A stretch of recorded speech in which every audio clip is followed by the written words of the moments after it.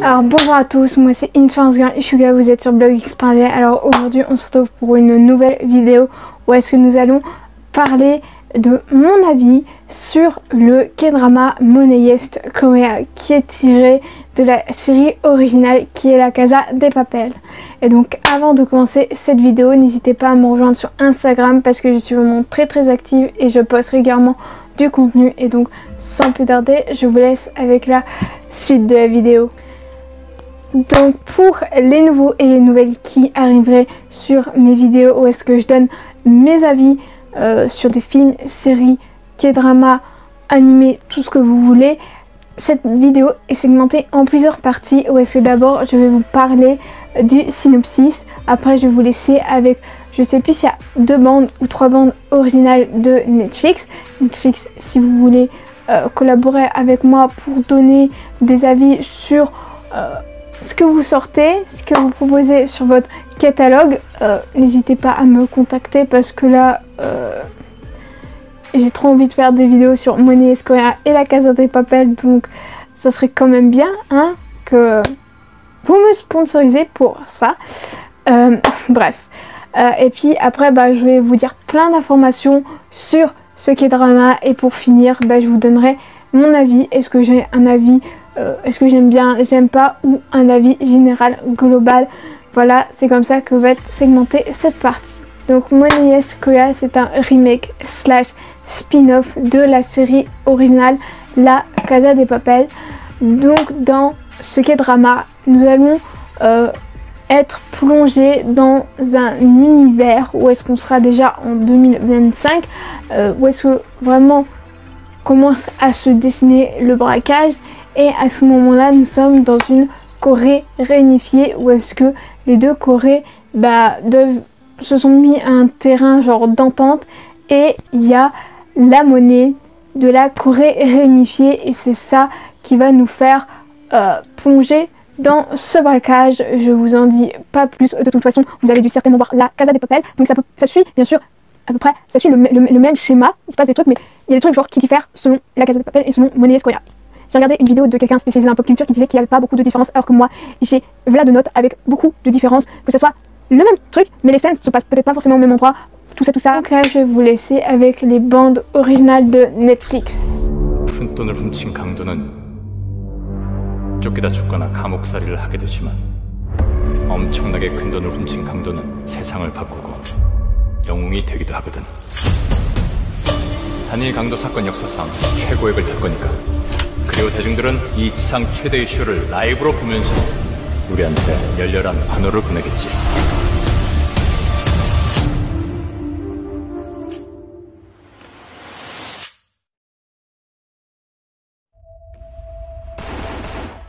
La République populaire démocratique de Corée et la Corée du Sud déclarent la fin de la guerre.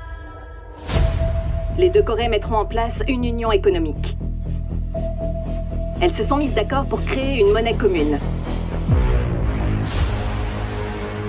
Le Nord s'est ouvert au capitalisme et tous les Coréens devaient bénéficier des retombées. Mais en réalité, seuls les riches sont devenus encore plus riches. Bienvenue dans le monde capitaliste. Il est temps pour nous, les laissés pour compte, de réclamer notre part du gâteau. Tous ensemble, on va réaliser le plus gros casse de l'histoire.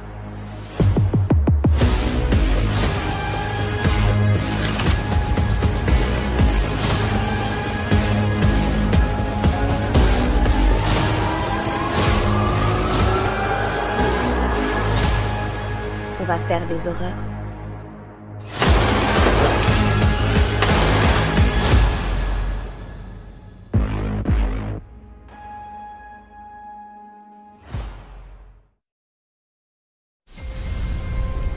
Quand je l'ai vue pour la première fois, j'ai cru que la grande faucheuse était venue me chercher.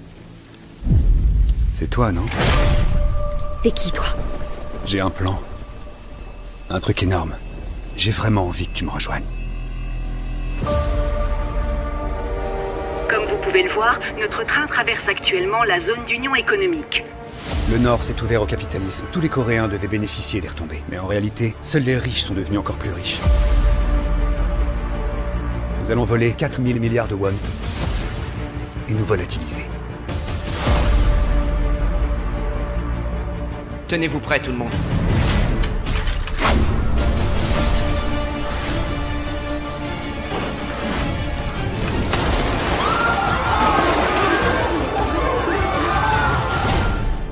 Mon chou, je t'explose la tête si tu fais une connerie.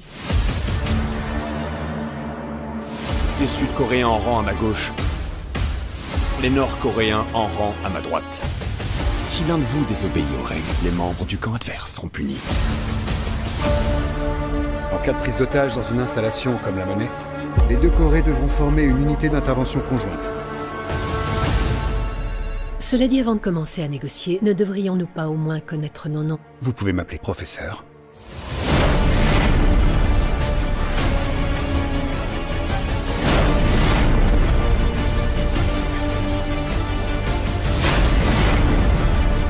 Je veux qu'on quadrille la zone. Demandez des renforts.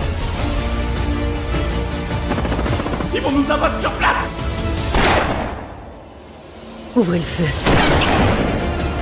J'adore cette façon que t'as de réfléchir, mais rien ne se passe comme prévu dans la vie. Avoir le public de notre côté constitue l'ultime pièce de notre stratégie. Notre braquage restera dans l'histoire, comme un crime révolutionnaire.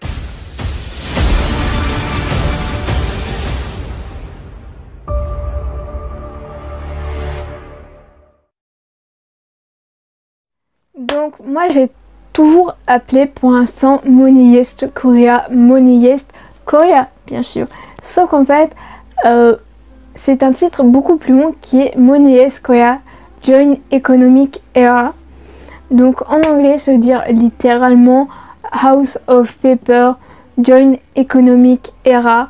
Donc pour nous en français ça serait genre maison de papier et puis joindre l'era économique, vu que c'est une nouvelle ère économique, parce que c'est la fabrique de la monnaie réunifiée qui de quoi est basé, enfin là où est-ce que se passe le braquage. Donc comme je vous ai dit, Moneyest Korea est tiré de la série originale La Casa de Papel, et donc c'est basé de La Casa de Papel qui peut s'appeler aussi Moneyest, qui est de Alex Pina.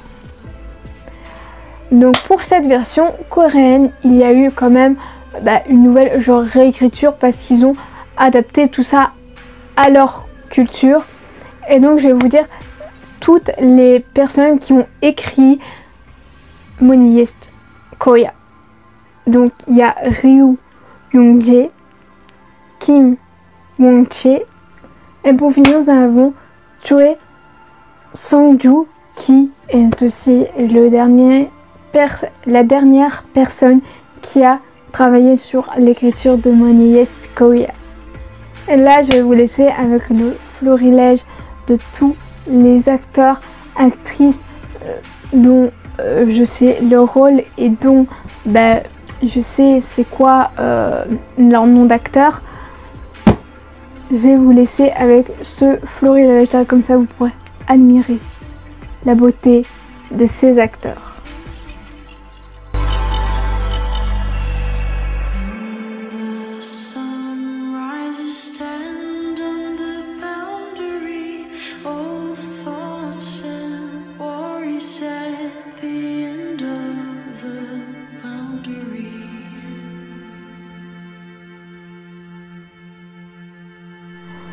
Ensuite, nous avons un compositeur qui a composé les musiques de Moneyest Korea. Donc nous avons Kim Tae-sung. C'est le seul compositeur de musique connu à ce jour qui a participé pour les musiques que vous pouvez retrouver dans Moneyest Korea.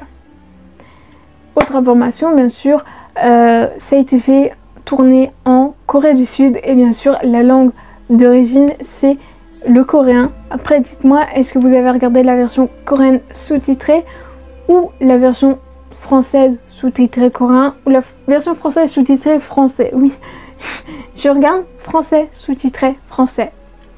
Voilà. Après, chaque personne regarde comme il a envie, avec n'importe quelle langue, avec n'importe quel sous-titre. Moneyest Korea. Et fun fact, il y a sous-titré ukrainien, je crois que j'avais vu ça dans Moneyest Korea. Donc si vous voulez vous y mettre à l'ukrainien, ben pourquoi pas, voilà. Le nombre d'épisodes, il y a 6 épisodes pour l'instant. C'est 6 épisodes, c'est la première saison de Money Heist Korea, mais tout a été renouvelé pour une saison 2.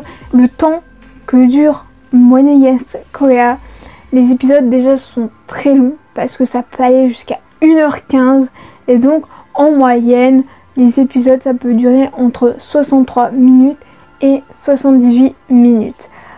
Après il y a des compagnies de production donc qui ont travaillé sur Money Heist Korea, donc nous avons BH Entertainment et Zion Content.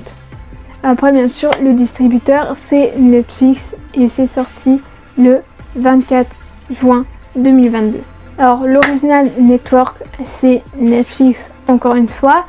Les formats d'images ont été filmés en format 4K, donc franchement 4K c'est la plus haute qualité, donc c'est de l'ultra HD, donc vous pourrez pas faire mieux en termes d'image, en termes genre de qualité d'image.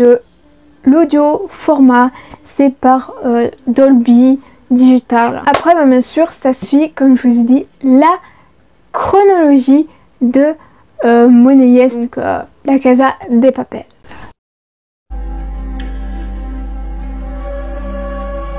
Donc maintenant je vais vous dire bah, qu'est-ce que j'ai pensé de Money Heist Korea. Donc déjà je vais vous dire que il n'y a pas photo, selon moi les acteurs de Money Heist Korea sont beaucoup plus beaux que les acteurs de la version originale. Bon après c'est que mon point de vue, hein, voilà, voilà. Même si on ne doit pas forcément juger, regarder un film parce que les personnages sont beaux, on doit plus juger sur le jeu d'acteur, l'histoire, tout ça c'est plutôt sur ces critères là que normalement on se base pour savoir si on aime ou on n'aime pas un truc. Voilà. Donc mes personnages principaux préférés dans Money Heist Korea sont Tokyo, Rio et Denver. Voilà, ce sont mes 3 faves. Après les personnages que j'aime le moins, bah, bien sûr c'est le directeur de la monnaie, Young-min, et Berlin. Voilà, c'est ces 2 personnages que je n'affectionne pas. Et surtout que le personnage qui joue Berlin, il a joué dans le drama Squid Game. C'était un ami d'enfance de... J'ai oublié comment il s'appelle. Mais c'est celui-là qui a trahi Ali. Et je trouve que c'est seulement ces 2 fois-là où est-ce que j'ai vu l'acteur jouer. Mais il joue toujours des gens, des personnages un peu genre connards quoi. Je pense qu'il joue des personnages sympas et tout. Non, et puis tu te rends compte que bah, ce personnage a un background qui fait que ah ouais en fait c'est pour ça que plutôt dans le drama il est comme ça. Donc, après ce que j'aime bien, parce que je vous ai parlé que les acteurs étaient sublimes, je vous ai parlé que j'avais 3 personnages préférés et 2 personnages que j'aimais genre le moins pour l'instant dans Money Heist Korea. Mais ce que j'aime bien aussi c'est une différence, une grande différence que je trouve selon moi, c'est que dans Money Heist Korea on voit l'amour naissant entre 2 personnes qui commencent à avoir des sentiments. Dans La Casa de Papel, Rio, Tokyo, on sait déjà que quand ils rentrent dans la fabrique de la monnaie, ils sont déjà en couple ensemble et qui s'aiment.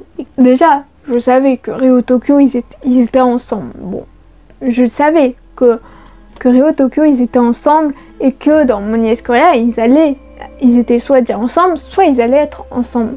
Mais petit à petit, on découvre, voilà, surtout quand, après que Rio a été aux toilettes vomir, oui, c'est très très glamour, et qu'il y a Tokyo qui était avec elle, et après ils sont là, ils se mettent genre au fond des toilettes, là, adossés contre le mur, ils sont assis par terre, ils sont en train de discuter, et là, on découvre que, Rio, il dévoile un peu ses sentiments, et puis il lui dit très clairement que lui, il voudrait avoir une île et être avec elle.